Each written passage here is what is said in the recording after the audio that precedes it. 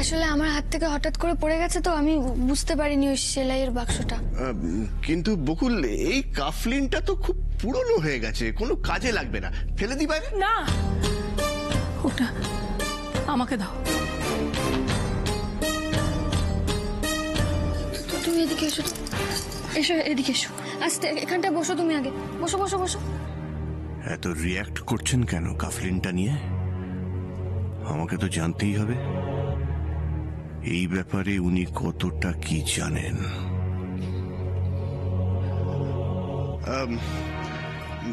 মাসিমা, কি হয়েছে? আমার কি মনে হয় জানো বকুল, এই সারাদিন খুব খাটাখাটনি গেছে তো মাসিমার, বোধহয় শরীরটা একটু। না না, আমার কিচ্ছু হয়নি, আমার শরীর ঠিক আছে, আমি ঠিক আছি, তোমরা চিন্তা করো না।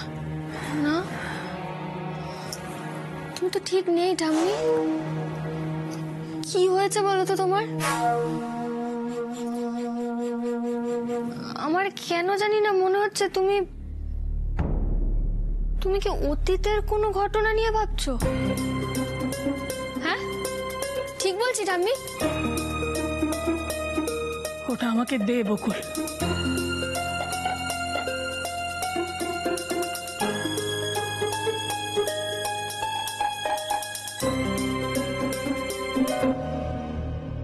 মাসিমা, আমার কেন জানি না মনে হচ্ছে যে এই কাফলিনটার সঙ্গে পুরনো কোনো ঘটনা জড়িয়ে রয়েছে, যেটা ভাবলে এখনো আপনি খুব কষ্ট পান। এটা বকুলের বাবার শেষ স্মৃতি। মানে? খোকা মারা যাবার সময় ওর হাতের মুঠোয় এটা ধরা ছিল।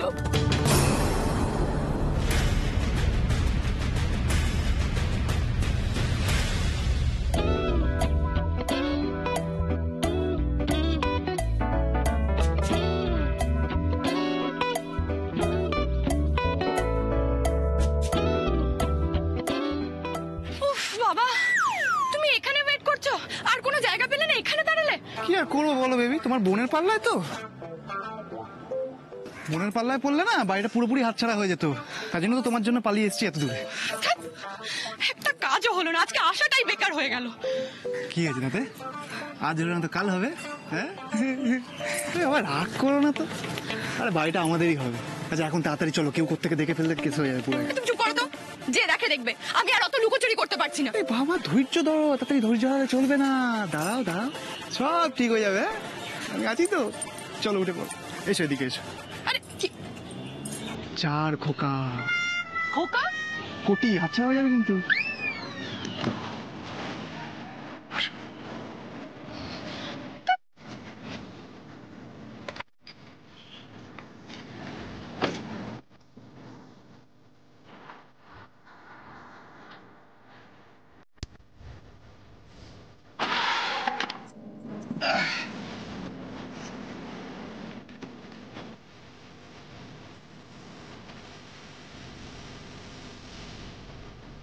যাক বাবা, আর কোনো ভয় নেই, এবার আর কোনো মাইকেল আমাদের ধরতে পারবেন না।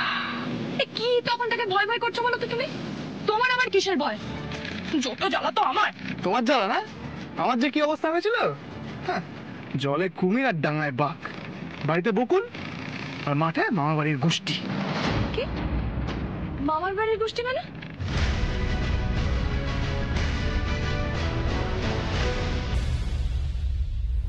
বাবা মারা যাওয়ার সময় বাবার হাতে এটা ছিল। আমি এই কথাটা এতদিন আমাকে কেন বলুনি? বলে কি লাভ বকুল, যে মানুষটা চলে গেছে, যে হাজার মাথা খুললেও আর কোনোদিন ফিরে আসবে না, তার এই ছোট্ট চিহ্নটা আমি আমার কাছে আগলে রেখেছি। তুমি না এটা আগলে রেখে খুব ভালো করেছো জানো। এই ছোট্ট একটা জিনিসই তো আমাদের অনেক বড় রহস্যের সমাধান করবে। কি ব্যাপার বলো তো বকুল, তখন থেকেই একটা কাফলিন নিয়ে তোমরা অনেক কথা বলছো। কি ব্যাপার? আবার বলছো যে অনেক রহস্যের সমাধান করে দেবে। না মানে আমাকে যদি বলতে তোমাদের কোনো আপত্তি না থাকে, মানে ব্যাপারটা কি খুব পার্সোনাল কিছু? এত এক্সাইটেড কেন?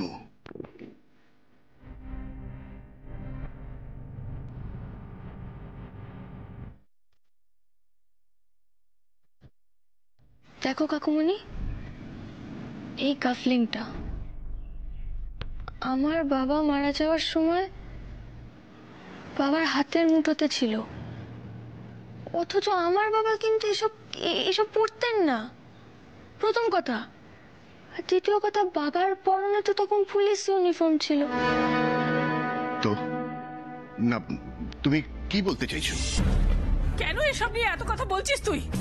দে ওটা আমাকে, দে দে বলছি। ঠাম্মি, আমি তো এটা তোমাকেই দেব, তুমি তো উত্তেজিত হচ্ছ কেন? হ্যাঁ, আমার এসব ভালো লাগছে না বকুল, তোরা চুপ। মাসিমা মাসিমা মাসিমা প্লিজ প্লিজ মাসিমা, বকুল কিছু বলতে চাইছে, ওকে বলতে দিন। আমি তোর কাকা হই, হতে পারে তো যে রহস্যের কথা বলছে সেই রহস্য সমাধান করতে আমি বকুলকে হেল্প করতে পারি, অ্যাটলিস্ট চেষ্টা তো করতে পারি। মাসিমা প্লিজ আপনি শান্তন, ওকে বলতে দিন। বকুল বল বল বল।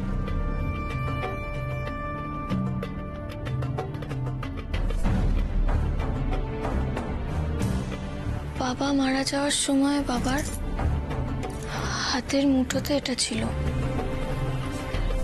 বাবার পরনে তখন পুলিশ ইউনিফর্ম ছিল, আর আমার বাবা তো এসব পড়তেন না। তাহলে বাবা মারা যাওয়ার সময় ওখানে এমন কেউ উপস্থিত ছিল, আর এটা তারই হবে।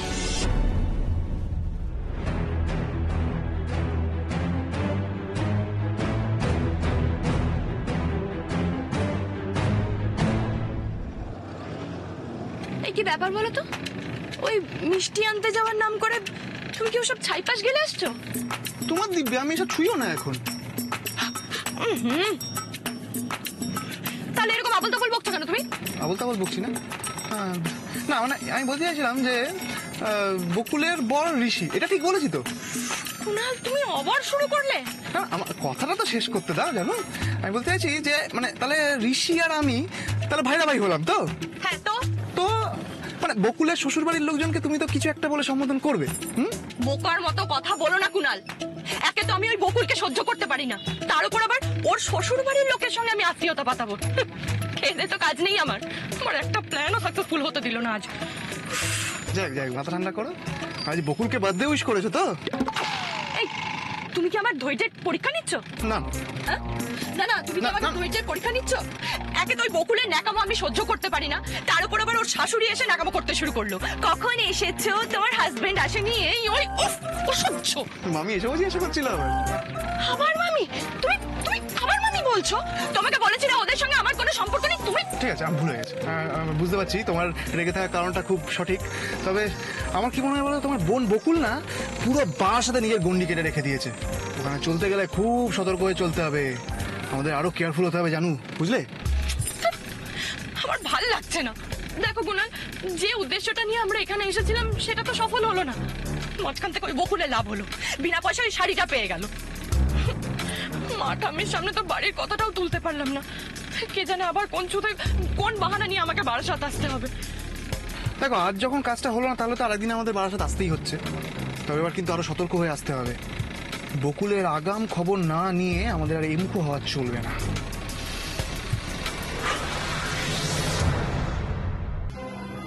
কিন্তু তোমার বাবার অ্যাক্সিডেন্টে মৃত্যু হয়েছিল না, তাই তো বলেছিলে তুমি? না, হ্যাঁ হ্যাঁ হ্যাঁ বাবা, অনিমেষের অ্যাক্সিডেন্টে মৃত্যু হয়েছিল। দেশের কাজ করতে গিয়ে অকালে প্রাণ দিয়েছিল আমার ছেলেটা।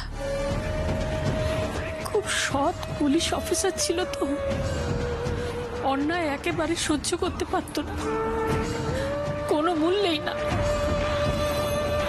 তাই তো এত তাড়াতাড়ি আমাদের সকলকে ছেড়ে চলে গিয়েছিল।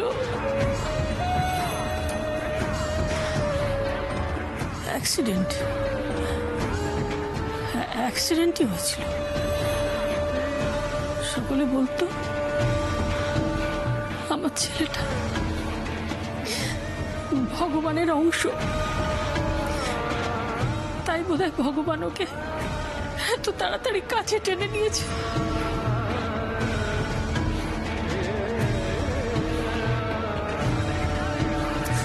ও ঠাম্মি, ঠাম্মি তুমি কেঁদো না, কেঁদো না ঠাম্মি।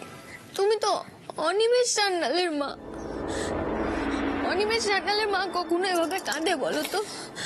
তুমি কেঁদো না, কেঁদো না ঠাম্মি। আসলে কি জানো তো, ভালো মানুষ যারা হয় না তারা তারা বেশি দিন পৃথিবীতে বেঁচে থাকতেই পারে না, কারণ তারা বেঁচে থাকলে তো খারাপ মানুষগুলোর বেঁচে থাকাটা কঠিন হয়ে যাবে। সেই জন্য খারাপ মানুষগুলো সবসময় চেষ্টা করে ভালো মানুষগুলোকে সরিয়ে দিতে। তুমি কেঁদো না, তুমি দেখো না, দেখো আমি তো আছি। আমি অনিমেষ সান্যালের মেয়ে, আমার বাবা চলে গিয়েও তো আমার মধ্যে আছে, বলো আমি তো আছি। বকুল, তোমাকে দেখলেই বোঝা যায় তুমি তোমার বাবার আদর্শকে মেনে চলো। তোমার বাবা তোমার খুব প্রিয় মানুষ ছিলেন, তাই না? কিছু মনে করো না, একটা কথা বলি। তোমার বাবা চলে গেছেন তো কি হয়েছে? তুমি ভালো করে লেখাপড়া করে ভালো চাকরি বাকরি করে ওনার মুখ উজ্জ্বল করো। হ্যাঁ বকুল, দেখো উনি তোমাকে ওপর থেকে দেখবেন, আশীর্বাদও করবেন। করবো তো, ওই জন্যই তো আমি সবসময় বলি কাকুমণি, আমি পড়াশোনা করে বড় পুলিশ অফিসার হব। আমার বাবার মুখ উজ্জ্বল করব আমি, আর সব কটা অসৎ মানুষকে আমি শাস্তি দেব, কঠিন শাস্তি দেব।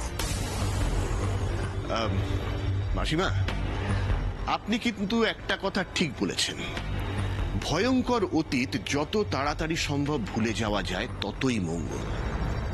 আমার তো মনে হয় বকুলের ফ্রেশ স্টার্ট করা উচিত।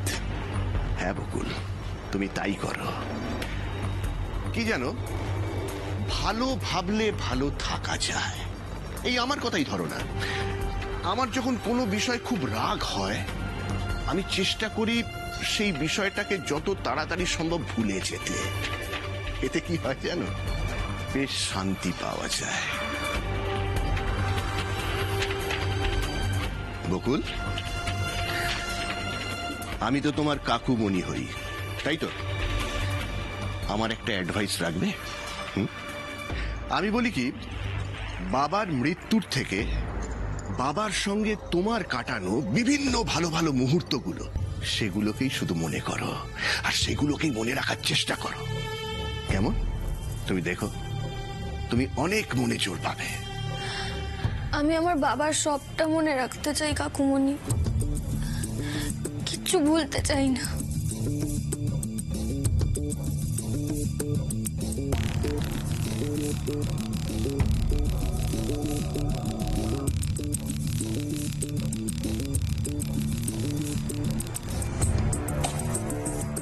কাকুমণি,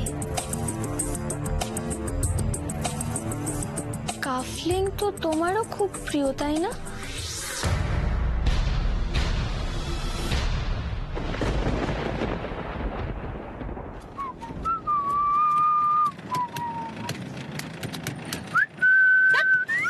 তোমার এত ফুর্তি কোত্থেকে আসছে বলো তো?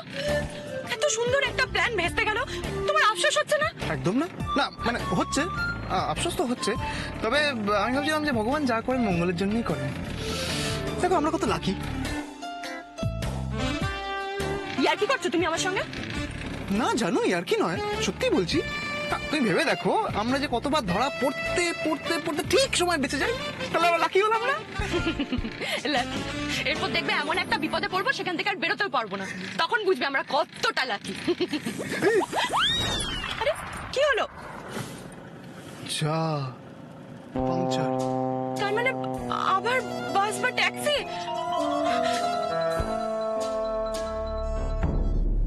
তুমি পছন্দ করো বলে আমিও তো তোমাকে একবার কাফলিং দিয়েছিলাম, তোমার মনে আছে কাকুমণি?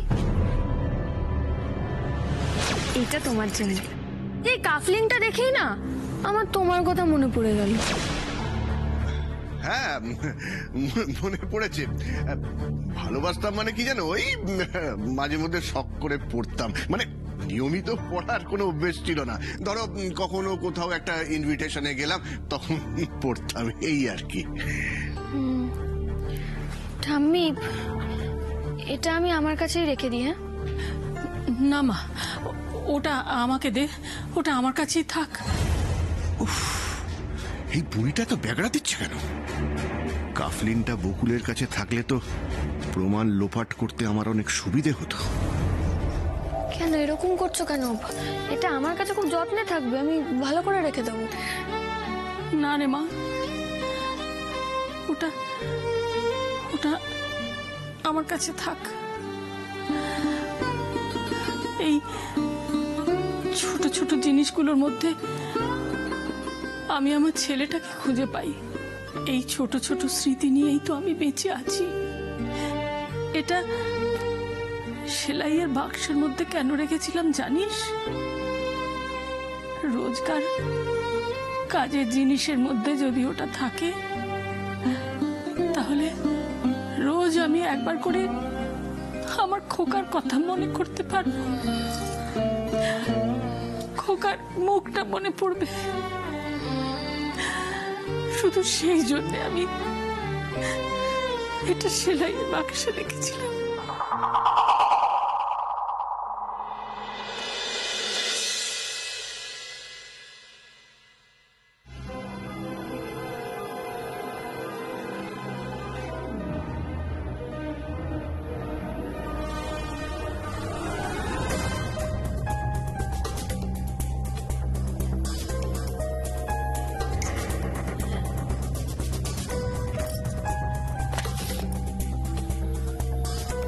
কাকুমণি, যাও, সবাই অপেক্ষা করছে তোমার জন্য। ওমা, সে কি ওনারা ভেতরে আসবেন না? সবাই এত খেলে খুব ক্লান্ত, তাই সবারই একটু বিশ্রাম দরকার। আর এখন যদি না বেরোয় তাহলে তো জ্যামে আটকে যেতে পারে। কি কাকুমণি, পুজো বলে কথা, এখন তো সব মানুষ পুজো শপিং করতে ব্যস্ত। আবার হর্ন দিয়েছে, এবার বেরোতে হবে। মাসিমা, তাহলে এবার অনুমতি দিন, আবার দেখা হবে। এসো বাবা। দুর্গা দুর্গা।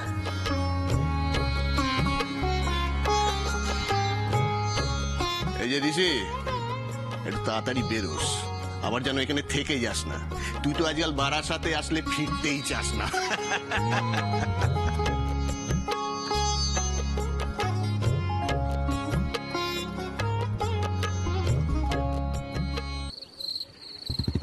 দাঁড়ান দাঁড়ান দাঁড়ান, ব্যাস ব্যাস ব্যাস ব্যাস ব্যাস ব্যাস।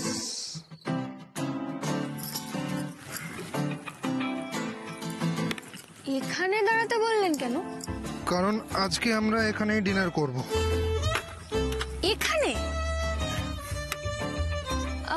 চলে আসুন। আরে আরে দাঁড়ান, আরে দাঁড়ান দাঁড়ান দাঁড়ান। মনে হচ্ছে আপনি জানেন যে এই জায়গাটা আমার খুব ফেভারিট। আচ্ছা, জানেন, তা কি করে জানলেন? কেন বলবো? সব খবর শুধু আপনিই রাখবেন না, সবার খেয়াল আপনি রাখবেন। না না, এটা সবসময় হতে পারে না। অ্যাকচুয়ালি কি বলুন তো, আপনার সঙ্গে থাকতে থাকতে আমি একটু একটু বুঝতে পারছি এখন যে খবর কিভাবে বার করতে হয়। বিচ্ছুরা বলেছে। ধুর, এর মধ্যে বুঝে গেলেন। আপনি কি বলুন তো, আপনি কি গোয়েন্দা? এটাতে গোয়েন্দা হওয়ার কিছু নেই, এটা খুব ইজি একটা ব্যাপার। যাকে ঠিক আছে, চলুন আজকে আমরা আপনার ফেভারিট খাবার খাবো। ফেভারিট খাবার? এবার আমি দেখবো যে আপনি কি করে জানেন যে আমার ফেভারিট খাবার কি কি। আসুন না, দেখবেন।